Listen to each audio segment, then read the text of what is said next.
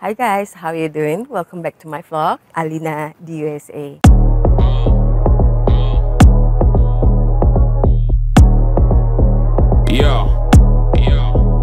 Hari ini aku mau ngajakin kalian di luar aja ya, karena udaranya lagi bagus.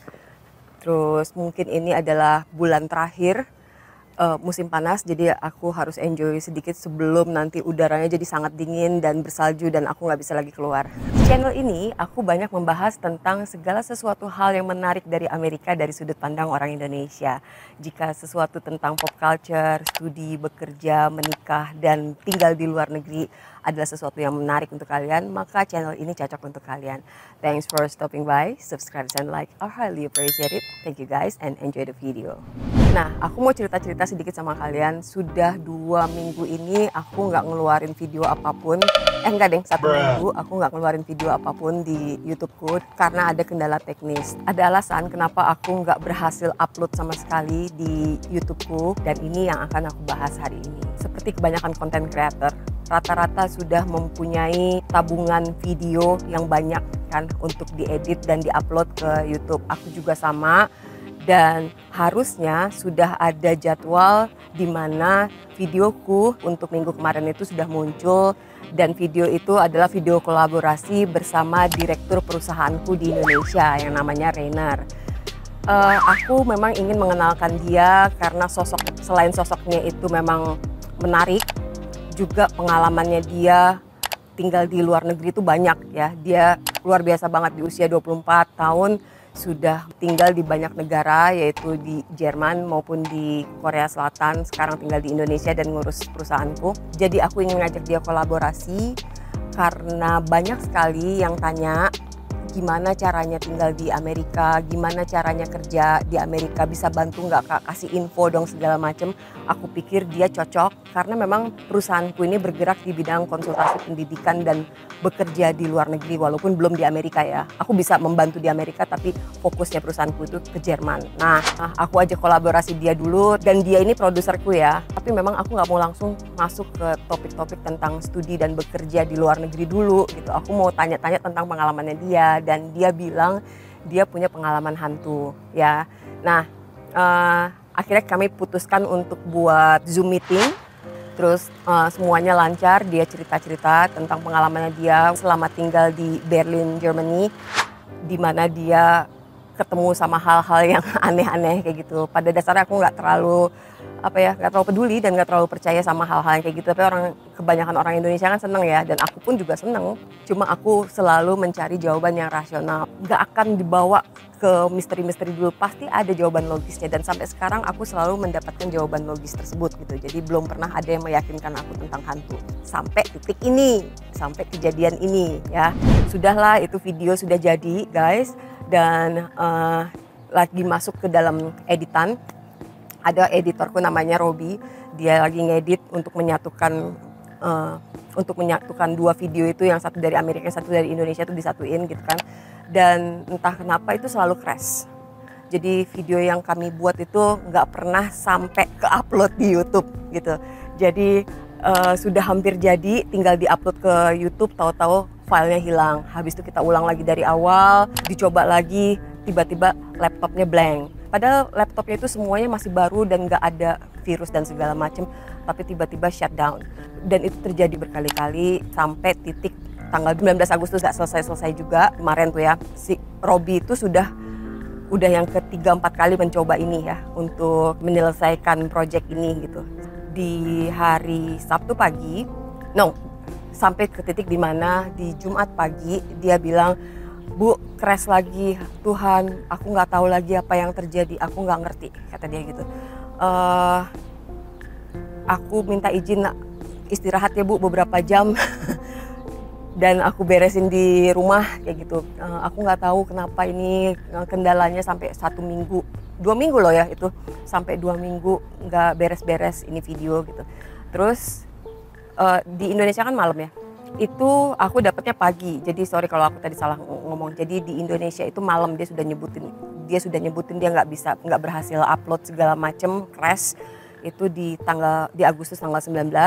Terus habis itu aku putuskan karena aku juga udah capek dapetin berita gagal terus tentang video ini. Aku bilang ya sudah, move on, kita kan masih punya banyak video lain ya. Jadi editing yang satunya lagi aja aku kasih tau, edit yang ini aja, yang itu udah lepas aja, kita ulang lagi nanti gitu. Nyerah udah gitu kan, menyerah kalah. Lalu Rainer yang punya cerita bilang kayaknya memang kita harus bener-bener berhenti deh untuk bikin video itu. Aku dapet pengalaman-pengalaman yang aneh tentang sejak kita bikin video ini gitu. Guys, kayaknya makin panas, jadi aku harus masuk ya. Nggak apa-apa ya, kita masuk dulu ya. Nah, kita pindah ke sini aja ya. Panas banget tadi di luar. So, Ren ternyata setuju banget waktu aku bilang kita skip aja, udah hapus aja video ini, kita bikin yang baru. Dia bilang oke, aku juga setuju karena aku ngalamin hal-hal yang gak enak.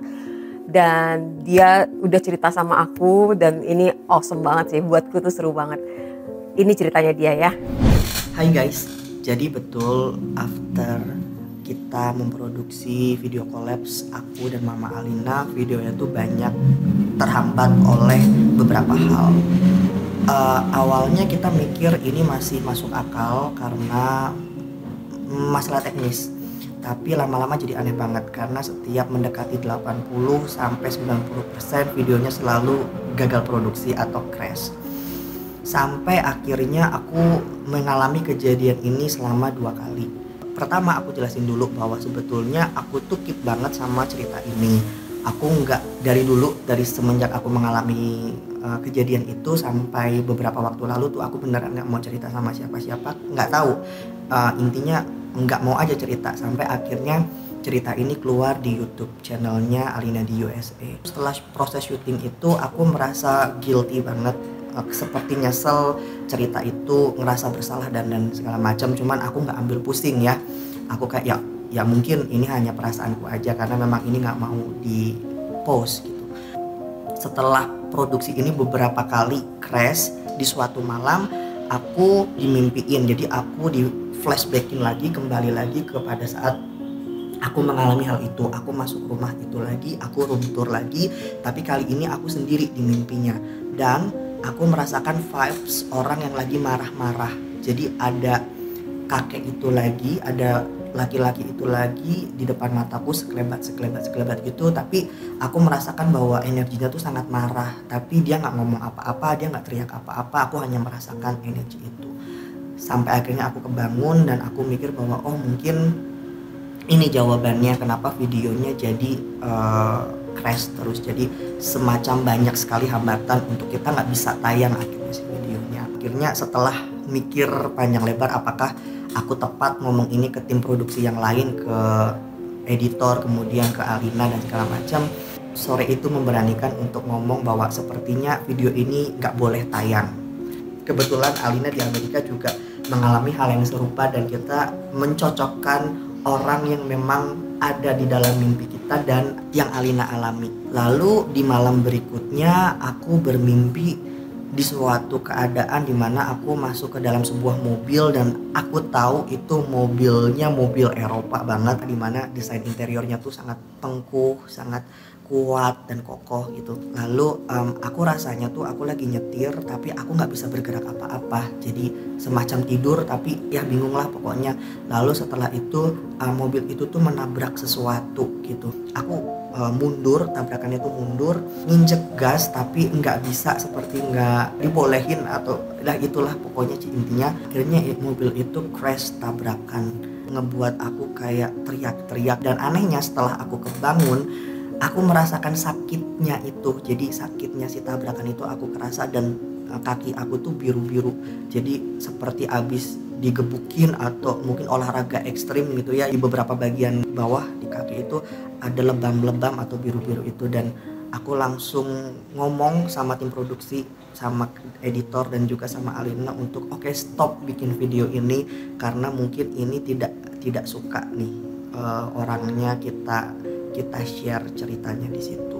Jadi itulah alasan video yang sudah lama kita bikin ini akhirnya tidak jadi tayang di YouTube-nya Alina, tapi aku sebagai produser di channel ini pengen ngomong bahwa walaupun video ini nggak jadi tayang, tapi percayalah bakal ada video-video seru berikutnya yang akan kita produksi dan kita upload khusus untuk kalian semua, tentang kultur di Amerika, kemudian di luar negeri, dan juga tema-tema lain yang pastinya lebih menarik dan juga bisa lebih edukatif. Nah, ternyata editorku juga ngalamin hal-hal aneh yang sama. Ini dia ceritanya. Ya, jadi saya udah 2 tahun jualan bakso tikus. Terpaksa saya jualan bakso tikus karena keadaan ekonomi. Apa gue?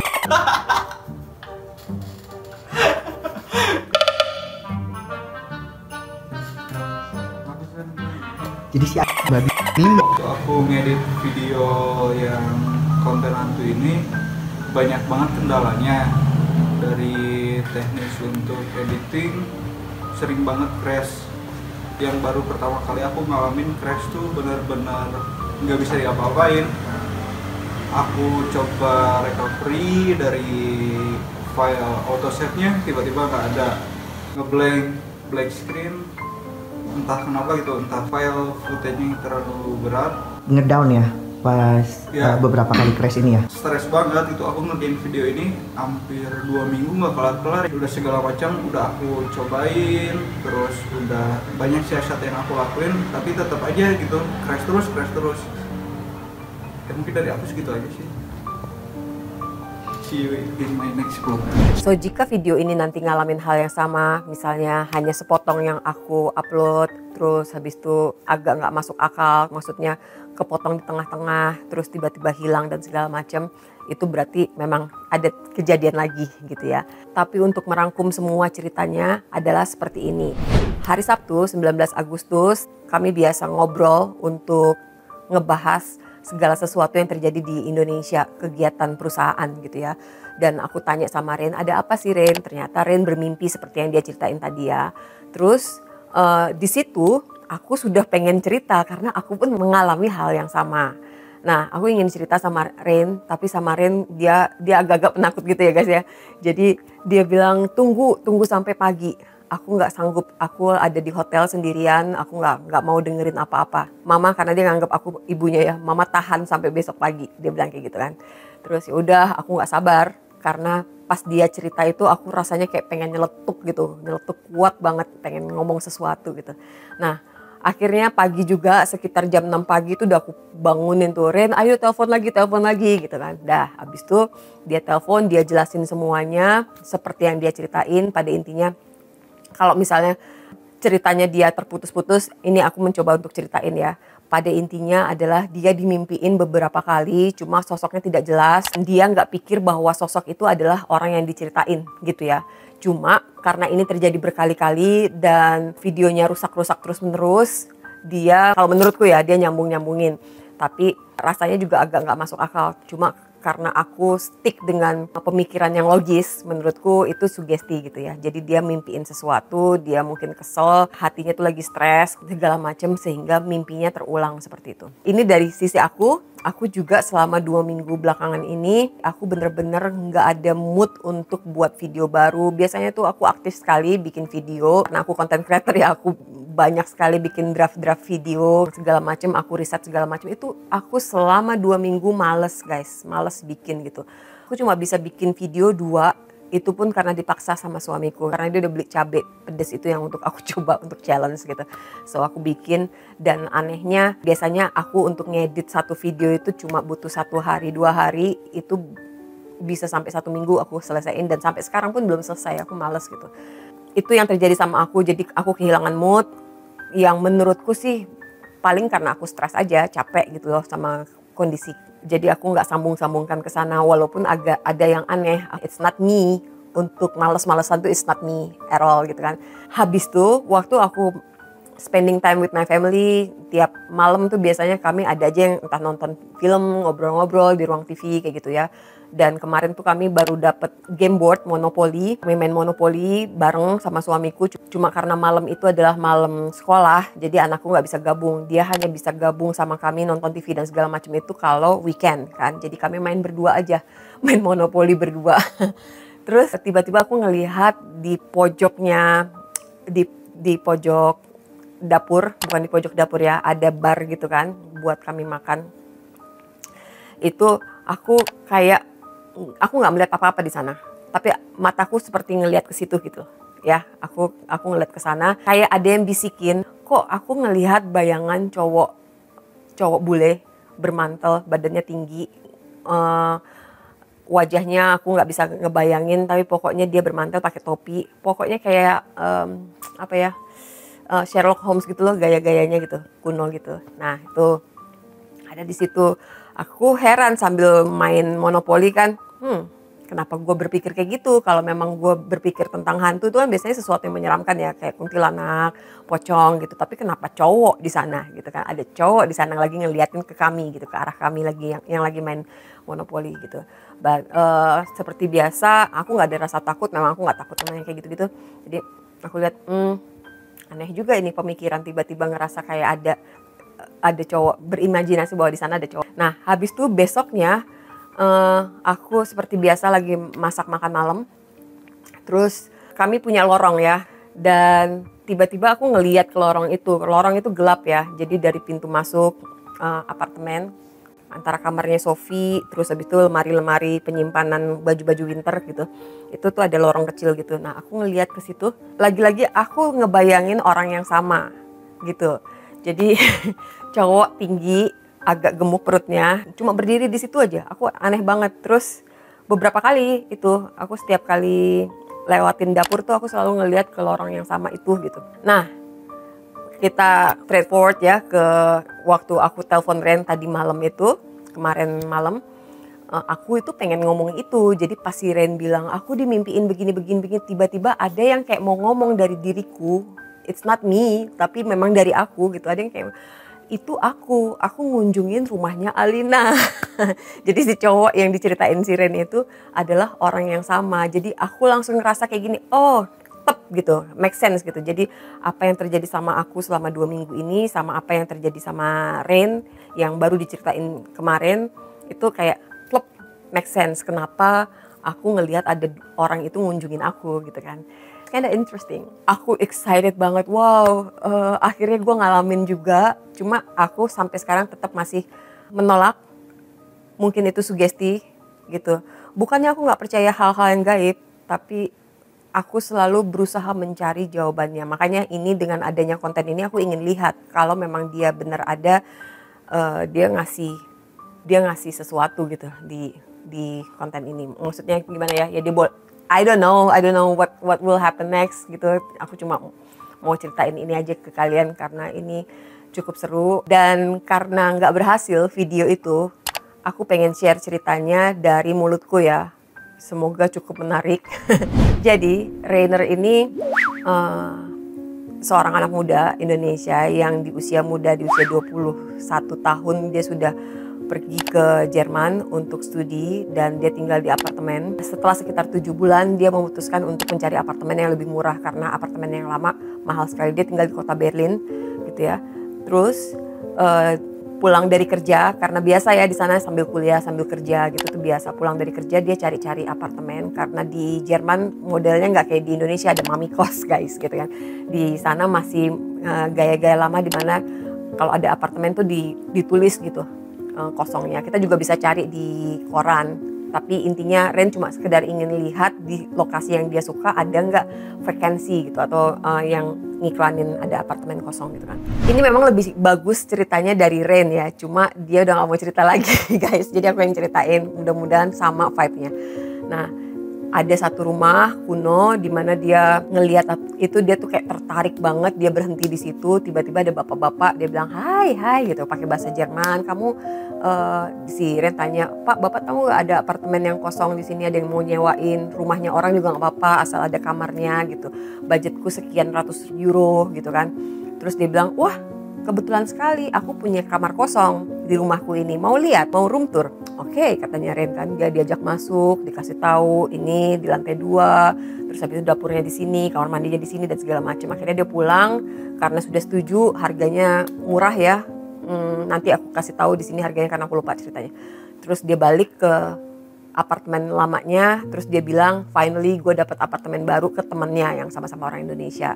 Terus temennya bingung, gimana di sini nanti ya pulang kerja aku ajak kamu untuk lihat nih apartemen gitu. Ya besoknya mereka datang ke sana, ternyata ini apartemen kosong aja gitu dan bahkan terkunci, sehingga mereka berdua memutuskan untuk tanya ke tetangga, dan temennya itu juga bilang, setauku aku sering lewat sini emang ini selalu terkunci. Terus pas ditanya-tanya ternyata ya ini udah lama sekali nggak ada yang punya, orang yang punya udah meninggal, bapak-bapak tua, namanya ini, ciri-cirinya sama seperti yang Ren temui kemarin. Nggak masuk akal memang, aku juga masih belum tahu gimana. Satu-satunya menurutku mungkin Ren bohong gitu lah ya.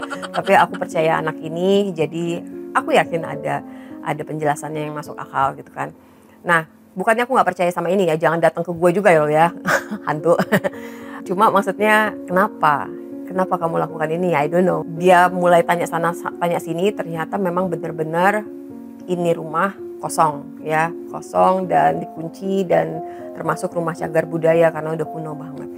Kira-kira seperti itu cerita hantunya. Mudah-mudahan Ren bisa menceritakan versinya dan versinya itu nggak rusak atau nggak berhalangan untuk diupload. Mudah-mudahan yang aku ceritakan ini juga tidak berhalangan untuk diupload sehingga kalian dengerin ceritanya, karena sebetulnya yang seru itu bukan tentang hantu yang di Jerman ini, tapi apa yang terjadi sama kami selama 2 minggu ini demi mengupload cerita ini gitu. Aku sendiri punya beberapa pengalaman seperti itu, ya pengalaman yang membuat aku rendah hati, nggak membuat aku takut, tapi aku merasa aku masih harus banyak belajar untuk mengetahui apa sih yang terjadi di luar sana gitu. Nanti akan aku ceritakan, tapi untuk sementara hanya ingin upload cerita ini aja. Aku nggak mau terlalu panjang-panjang karena aku nggak mau ada alasan teknis lagi di mana ini nggak bisa diupload guys gitu. Ya jadi gitu, dan kalau memang itu terjadi, kalau memang itu Anda, hai Bapak yang datang ke apartemen saya di Amerika dan datang ke mimpinya Ren di Indonesia, saya respect, saya appreciate Anda, saya nggak ingin mengganggu Anda. Cuma cerita ini layak untuk diceritakan, jadi biarkanlah untuk diceritakan. Saya respect dengan keberadaan Anda. Maafin saya yang video kemarin, mungkin saya terlalu sompral. Saya memang kalau sudah berkaitan sama yang seperti ini, kadang-kadang mulutnya kurang ajar, terus habis itu suka nantang-nantang, suka sompral. Maaf, biarkan kami mengupload video ini. Agak aneh juga ya guys, mungkin kalian pikir ngapain lagi dia ngomong kayak gini, tapi ya kayaknya aku merasa aku harus ngucapin maaf terbuka gitu. Karena video yang sebelumnya memang aku sompral, aku sempat bilang lu aja wawancara aja tuh hantunya. I'm so sorry. Oke, so ya gitu aja. Semoga kalian terhibur, semoga kalian belajar dari pengalaman kami ini. Dan makasih guys sudah nonton sampai sini. I'll see you on my next video. Dadah.